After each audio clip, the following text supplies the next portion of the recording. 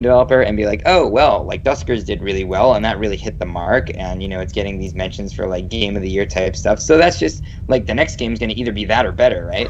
And I think that's an easy trap to fall into. So I'm trying to be like, well, it worked in this instance and it won't work in all instances.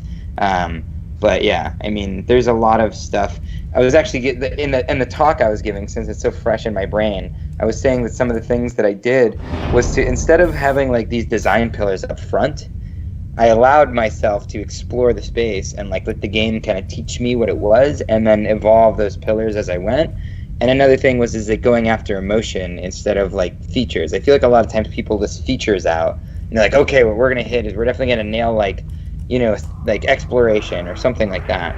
Whereas if you say something like realism or isolation, or like what's our relationship with technology or something like that, then that can be so much more pervasive, because when you're talking about something, that can affect like sound design, it can affect like UI, and you can see how it's seeped in, like all of these things that we're talking about have seeped into like every corner of the game, and I think that's what makes the game feel cohesive and atmospheric.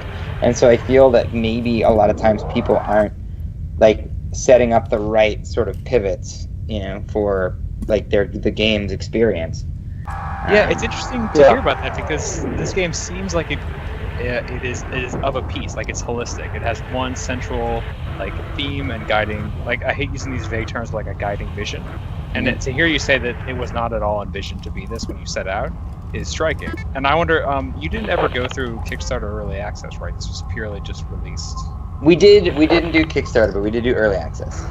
How did that affect the way you shaped it? Like, because you're talking about like just trying to explore what you can do with systems and like sort of narrowing down what fits best. Like, how did player input during EA actually like shape that? So that was really cool. There actually was like what I would call like a sort of minor design pillar that came up from the community, because they were playing my game so much and loving it so much that they were seeing some things in it that like I just wasn't privy to. I just didn't see. I was too close.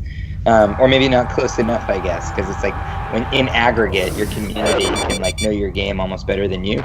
So they got really mad at one point. There's radiation can flood in rooms, and it doesn't give you a warning. It just kind of floods, and then you've got to deal with it, right? And it goes kind of slow, and it doesn't hurt you super bad, but everyone was getting really annoyed by it. And my knee-jerk reaction as a pretentious indie developer was, you guys, I tell you that the ship is unstable when you enter it, so you need to prepare for that eventuality like a big boy, right? And like, deal with it, right? But then I started listening more, because there were more and more people getting annoyed by it, and I'm like, these guys aren't complaining. You get your player that complains that the RNG is like, against them and all this stuff, right? I agree with that one after that last draw. Yeah, but like. And so this wasn't like a common thing. Like these players were like these weren't the type of people who were just complaining about like a random thing. They were complaining about a very specific thing, and these were like longtime players. And so I started thinking more and more about it, and I was like, what's the big deal here? And I realized like everything in Duskers is about like sort of adapting to survive, right? Like things break down, like situations change, all that stuff.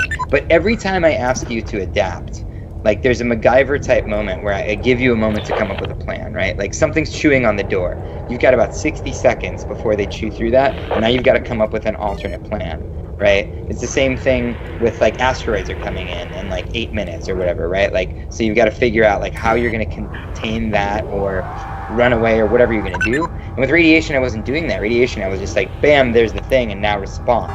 And the game wasn't really about like dexterity or reaction time or anything like that. The real-time elements of the game are really to add tension and fear, right? So I realized if I added a ship creak, and then about 30 seconds later to 45 seconds later, radiation might leak somewhere, then you don't know where it's going to happen or even if it's going to happen, but now all of a sudden you have to stop and come up with a plan. And that's almost better than like just reacting and being like, get out of that room, seal off that room. Like actually being like, oh my god, I have like 30 seconds, and like all the doors are open, so if any room floods with radiation. The other great thing is that like to be a total jerk, instead of like giving them one room that's a problem, they have to consider every room as a problem, like potentially. So and that worked out really well. So it was kind of like my audience was like co-designing the game and being like, hey, this is something consistent and cohesive and holistic about your game, except for this one place, and you need to fix that. So that was kind of cool. I like how. Sorry, Brian, you still there? Yes. Yeah, I'm still there. Can you hear me? Oh yeah, you're just chopping out. Am I chopping out now? No, now you're fine. I was going there was you've just 15% on so many times on this call.